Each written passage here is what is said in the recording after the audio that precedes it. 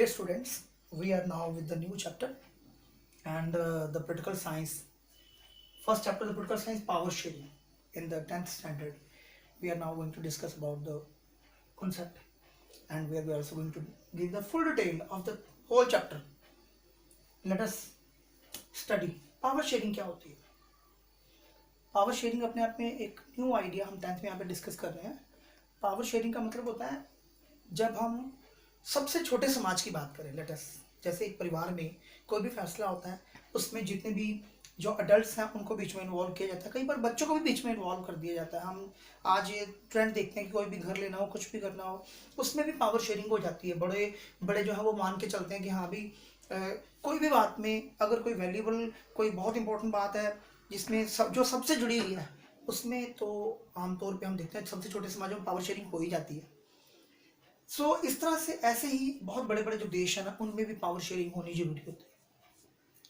जो democratic country हैं उनमें खासतौर पे पावर शेयरिंग की वैल्यू बढ़ जाती है. या वो देश जो बहुत ज़्यादा डाइवर्सिफाइड है, जिनमें बहुत सारे लैंग्वेज ग्रुप्स हैं, बहुत सारी कम्युनिटीज़ हैं, डिफरेंट टाइप ऑफ ग्रुप्स हैं, वहाँ पे पावर शेयरिंग की बढ़ जाती है. Let us, power sharing value बढ़ती है. Let us have the two examples. First example is Belgium and other is Sri Lanka. Let us talk about the first example. Belgium कहाँ पे लोकेटेड है? बेल्जियम यूरोप में है, हरियाणा जितना कंट्री है.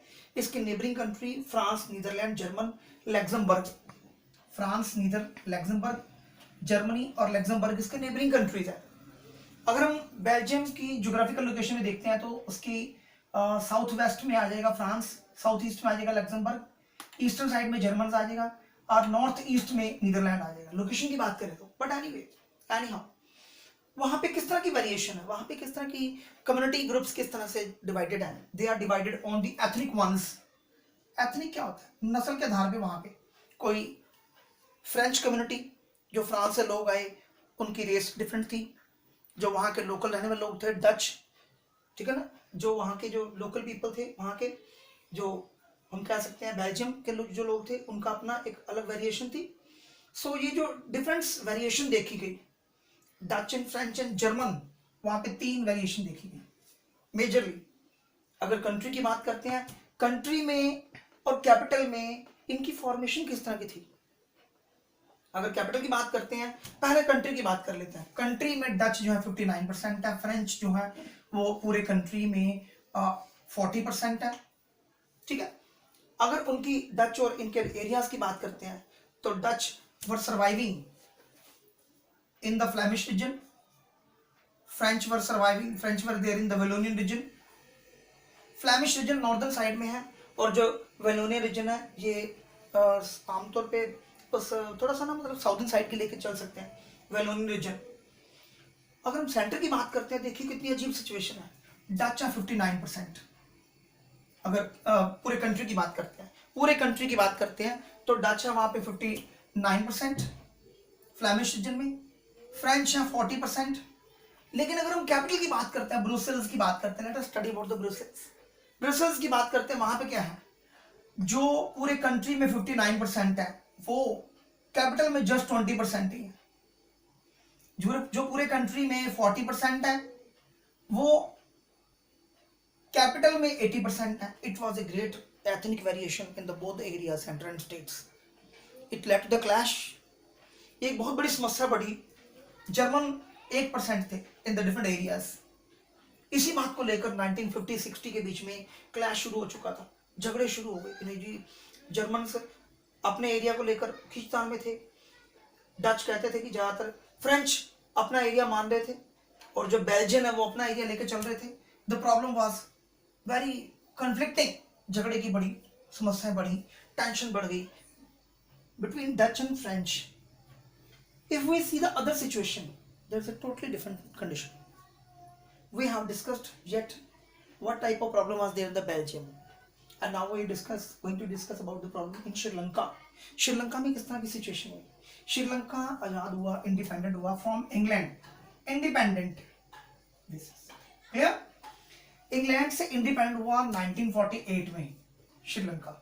ये हम बाद में भी अभी थोड़ा डिस्कस कर लेते हैं. श्रीलंका है कहाँ पे? ये अपने आप में एक आइलैंड कंट्री है, ठीक है, और इंडिया से नेबरिंग कंट्री है. इंडिया के साउथ में लोकेटेड है, आइलैंड नेशन है. यहाँ पे सिनारा जो है 74% है. और सारे ही बुद्धिस्ट हैं, ये हमें याद रखना चाहिए। बुद्धिस्ट उनका रिलीजन, यानी कि श्रीलंका में रिलीजन बेस्ड डिफरेंसेस हैं और बेल्जियम में एथनिक डिफरेंसेस हैं। This is the thing that you have to please you have to keep in mind. Tamils वहां पे 18% है, यानी कि हम यहाँ पे कम्युनिटीज की बात कर चुके हैं। सिनालाज और तमिल वर इन क्लैश, इट मींस सिनाला 74%, तमिल 18%। लेकिन उसमें भी जो 13% है वो है श्रीलंकन तमिल, जो आज से ऑलमोस्ट 1000 ईयर अर्ली कभी राजे ने, इंडिया के राजा ने, साउथ इंडिया के राजा ने कभी श्रीलंका को कैप्चर किया था, कंट्रोल किया था, डिफीट किया था। उसके बाद बहुत से लोग इंडिया के वहां पे जाकर सेटल डाउन हुए थे। They are called Sri Lankan Tamil, क्योंकि बहुत पहले गए हैं वो, ऑलमोस्ट श्रीलंका में काफी तक रच मिच गए हुए हैं। एक है इंडियन तमिल। इंडियन तमिल वो है जो बाद में गए हैं, ब्रिटिश टाइम में। They were basically plantation workers, they can be called plantation, क्योंकि अंग्रेजों ने उनको एज प्लांटेशन वर्कर वहां पे भेजा कॉफी टी प्लांटेशन के लिए। जो क्रिश्चियन है वहां पे वो 7% है, जिनमें तमिल भी है और सिन्हालास भी है, Tamil and Sinhalese both Christians. लेकिन वहां पे मेजोरिटेरियन रूल कब आया? श्रीलंका आजाद हुआ 1948 में, मेजोरिटेरियन रूल शुरू हुआ वहां पे after the coming of the act of 1956। वहां पे 1956 के बाद सिन्हालास की जो लैंग्वेज के आधार पे उनको वहां पे डोमिनेशन की स्टैब्लिश कर दी गई। तमिल लैंग्वेज बिल्कुल डिनाई कर दी गई, रिजेक्ट कर दिया गया, और तमिलों को कोई भी यूनिवर्सिटी जॉब नहीं, गवर्नमेंट जॉब नहीं, उनको बिल्कुल भी इग्नोर कर दिया गया कि देयर वाज नो, जितनी भी जॉब्स हैं सारी किसको दी जाएंगी? सिन्हालास को, गवर्नमेंट जॉब सिन्हालास को। फॉस्टरिंग बुद्धिज्म, फॉस्टरिंग बढ़ावा देना, बुद्धिज्म को बढ़ावा देने की बात की गई। फीलिंग ऑफ अलाइनेशन आई, वहां के लोगों में सेपरेटिज्म की फीलिंग आई। उनको लगा कि भाई हमारा कंट्री तो, हमारा तो कल्चर ही नहीं है, हमारे तो लैंग्वेज कल्चर बिल्कुल खत्म कर दिए गए यहाँ पे, हम इसके लिए क्या करें अब? तो वहां पे उनको लगा कि जो कॉन्स्टिट्यूशन है ये रॉन्ग कॉन्स्टिट्यूशन है, इसमें डिस्क्रिमिनेशन है, ये डिस्क्रिमिनेटिंग कॉन्स्टिट्यूशन है। फॉर्मेशन ऑफ द पार्टी, वहां पे उन्होंने अपनी पार्टी फॉर्मेशन बनाई और वहां पे एक उन्होंने रीजनल ऑटोनॉमी की डिमांड करी कि हमारा क्षेत्र के आधार पे हमें ज्यादा अधिकार मिलने चाहिए, बट दे वर डिनाइड। उन्होंने कहा हमें इक्वल अपॉर्चुनिटी मिलनी चाहिए जॉब एजुकेशन में, नहीं सुनी गई उनकी बात। अल्टीमेटली व्हाट हैपन, आप देख लीजिए वहां पे ऑर्गेनाइजेशन बनी LTTE। LTTE means liberation Tamil tiger इलम। ये एक संगठन था जो कि तमिलों ने बनाया, और इस संगठन के बनने से श्रीलंका को काफी नुकसान हुआ, क्योंकि इनकी कुछ डिमांड्स थी। अगर वो डिमांड्स पूरी हो जाती, पावर शेयरिंग हो जाती, तो शायद इस तरह का कोई डिस्प्यूट ना आता। अल्टीमेटली लॉस भी देख लीजिए, प्रेमदासा वाज किल्ड। उसके बाद फिर Rajiv Gandhi was also, because his government was involved in the matter to solve the dispute. जब आपको पता, शायद आपको जानकारी हो कि राजीव गांधी के समय में एक बार इंडिया की तरफ से पीस आर्मी वहां पे भेजी गई थी सेटल डाउन करने के लिए, वहां की गवर्नमेंट के साथ तालमेल बिठाने के लिए। लेकिन गवर्नमेंट, जब इंडिया गवर्नमेंट ने वहां की गवर्नमेंट की हेल्प करी, तो liberation Tamil tiger Eelam was not favouring this thing and ultimately problem again occurred. उसके बाद Shri Chandrika Kumaratunga, she also faced some problems. Anyhow civil war was going on. वहां पे अगर सिविल वॉर हुई है तो उसका नुकसान क्या है? Loss of development, loss of progress, no power sharing. जो कॉन्स्टिट्यूशन बना 1956 में, जो कॉन्स्टिट्यूशन चेंज आया, उस कॉन्स्टिट्यूशन का क्या रिजल्ट निकला है? अगर श्रीलंका की बात करें तो वहां पे no power sharing, no peace, कोई पावर शेयरिंग नहीं, कोई पीस नहीं, कोई शांति कायम नहीं, यूनिटी भी नहीं आई वहां पे। हिंडर द प्रोग्रेस, तरक्की वहां पे रुक गई। Undermine the unity of the country, और जो कंट्री की यूनिटी थी वो भी अंडरमाइन हो गई। कंट्री यूनाइट होता है तो आप देख सकते हैं, इकोनॉमिक्स की बुक में देखेंगे आपको अच्छा लगेगा। इकोनॉमिक्स की बुक में अगर हम देखते हैं तो श्रीलंका काफी आगे है, ह्यूमन डेवलपमेंट इंडेक्स में भी काफी आगे है, एजुकेशन लेवल भी बहुत बढ़िया वहाँ पे, फाइनेंशियल इकोनॉमिकल प्रोग्रेस भी है। हालांकि डेवलपमेंट, हालांकि वहाँ पे एक कह सकते हैं कि पावर शेयरिंग नहीं हुई, उसके बावजूद भी थोड़े समय में भंडार नायके थे एक बार वहाँ पे, तो उनके समय में थोड़ी सी बातचीत, कुछ ऑटोनॉमी, उनको थोड़ी बहुत ऑटोनॉमी दी गई थी। Anyway, now talking about the accommodation in Belgium is the next topic. यहाँ से हम देखते हैं, अलग एक नेक्स्ट टॉपिक चल रहा है, अकोमोडेशन कैसे हुई बेल्जियम में। बेल्जियम में 1970 से लेकर 1993 के बीच में, आपको पता होना, मैंने बताया था, आपको जिक्र भी किया था कि टेंशन चलती रही है, लेकिन एक समय ऐसा भी आया कि 4 बार कॉन्स्टिट्यूशनल चेंज आया वहां पे। वहां के लोगों ने कहा नहीं, ये भी कॉन्स्टिट्यूशन फेवरेबल नहीं है, इसमें भी प्रॉपर पावर शेयरिंग नहीं हो रही, हमें बराबर के अधिकार चाहिए, इक्वल रिप्रेजेंटेशन की बात आई।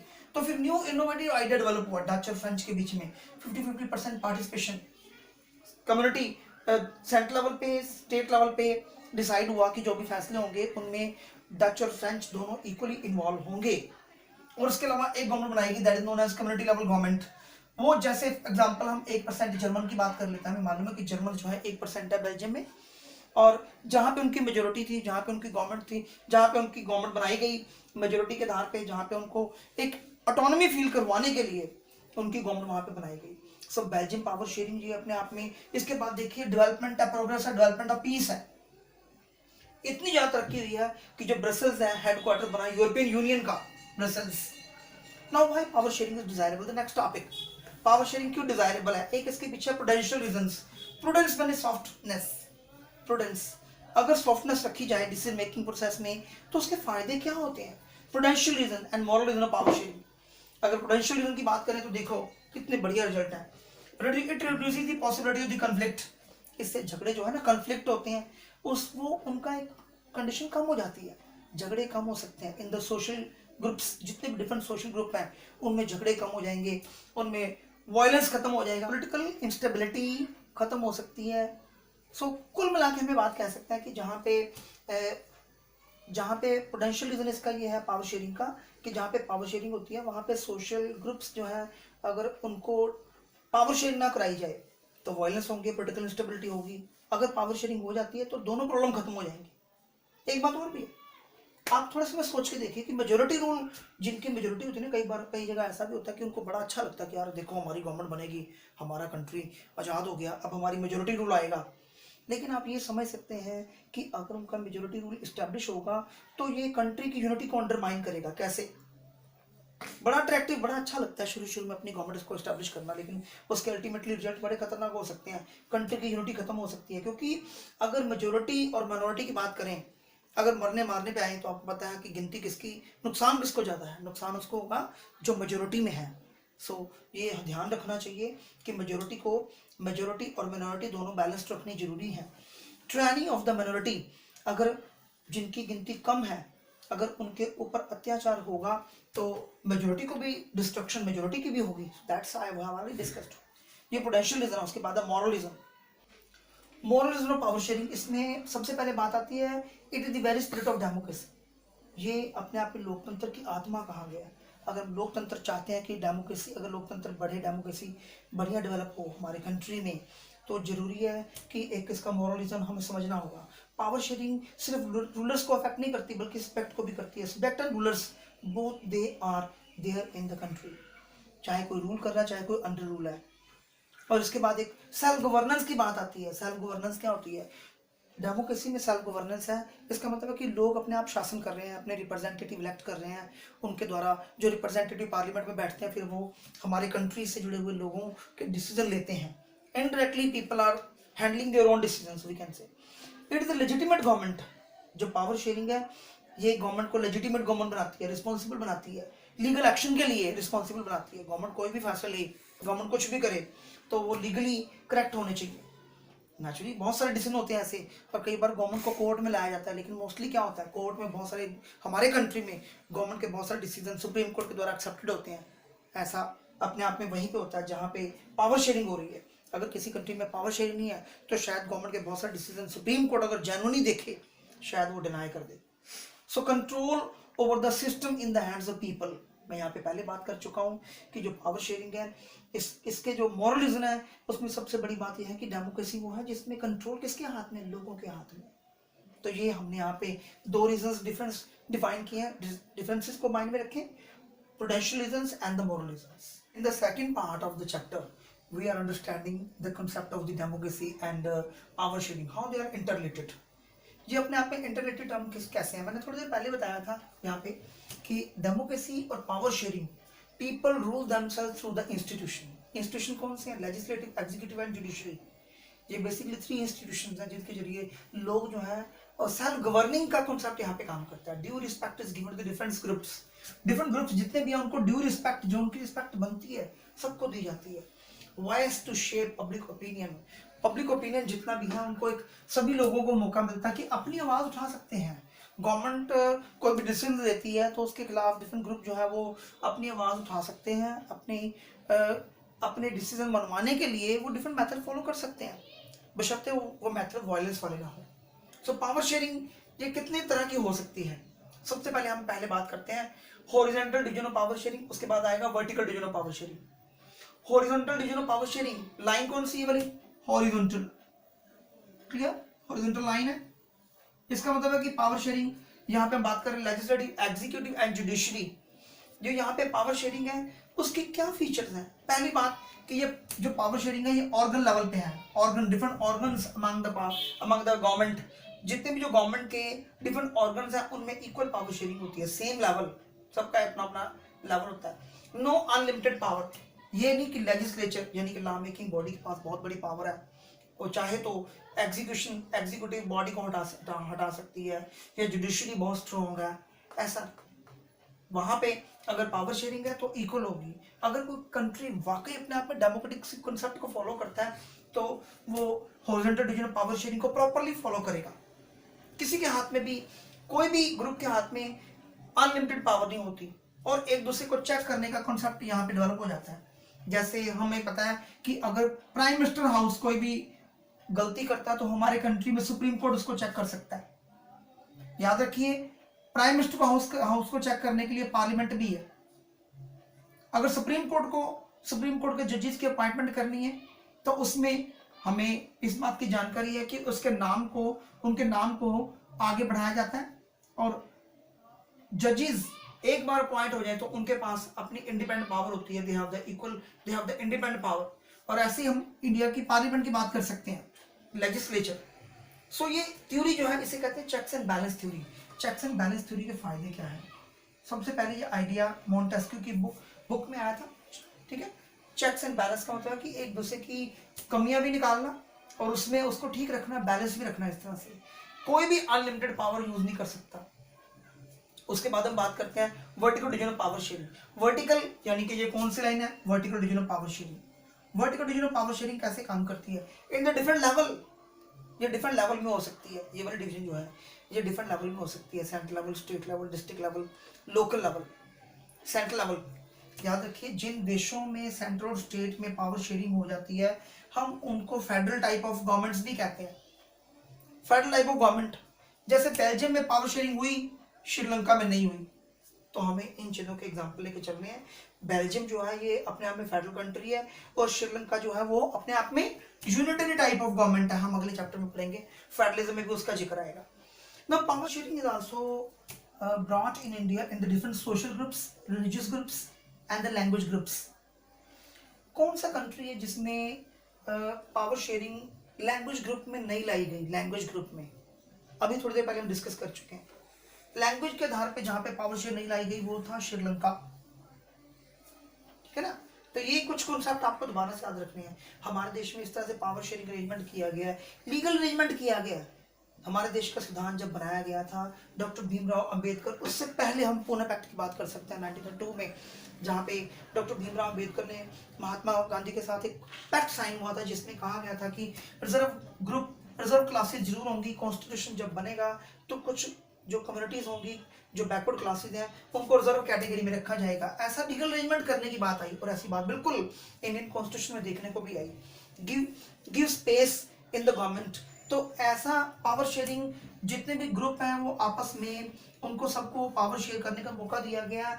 आप देख सकते हैं हमारे देश की पार्लियामेंट में जितने भी मेंबर पार्लियामेंट हैं उनमें रिजर्वेशन भी इस तरह से की गई है। उसमें ट्राइबल पीपल को बीच में चांस है, डिफरेंट कास्ट कम्युनिटीज का भी ध्यान रखा गया, इस तरह का अरेंजमेंट किया गया।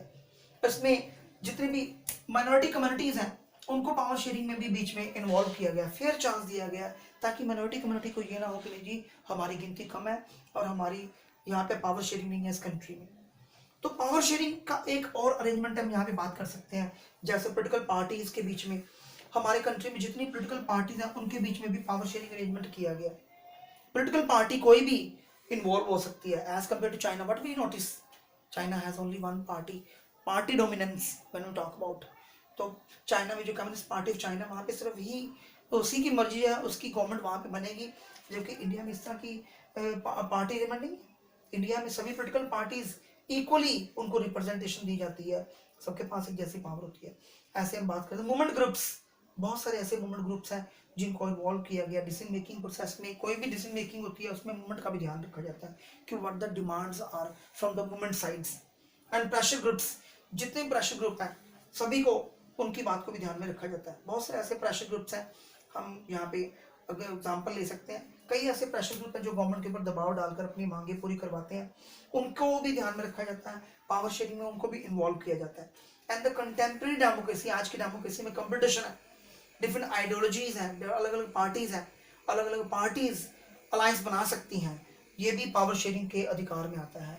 तो ऐसा जैसे एनडीए हम कह सकते हैं, बीजेपी और उसके जो बाकी घटक दल हैं वो एनडीए में आते हैं। UPA United progressive alliance, national democratic alliance and United progressive alliance जो है टू जो है एक अलायंस है, संगठन गठबंधन है। इनमें भी बहुत सारी विचारधाराएं आपस में पावर शेयरिंग की गई है, पावर शेयरिंग अरेंजमेंट किया गया है। यहाँ तक कि अभी कोरोना की बात कर सकते हैं, इसके दरमियान एनडीए और यूपीए मिलके काम कर रहे हैं, कितनी बढ़िया बात है ये पावर शेयरिंग की। इससे बड़ी एग्जांपल हमारे सामने क्या हो सकती है, इंटरेस्ट ग्रुप को भी बीच में रखा जाता है। इंटरेस्ट ग्रुप्स, ये ना सोचिए पावर शेयरिंग में इंडिया में इंटरेस्ट ग्रुप में बिल्कुल उन लोगों को, चाहे वो इंडस्ट्रियलिस्ट है, चाहे वो ट्रेडर, चाहे बिजनेसमैन है, चाहे फार्मर्स है, चाहे जो भी एक इंडस्ट्रीज वर्कर है, उन सबको बीच में इन्वॉल्व किया जाता है। डिसीजन मेकिंग प्रोसेस में सभी का ध्यान रखा गया है, कोई भी कम्युनिटी किसी को भी लॉस में ना जाने दिया जाए। इस तरह से हमारी कंट्री में जो पावर शेयरिंग अरेंजमेंट है ये बेस्ट एग्जांपल है। Thank you, thank you.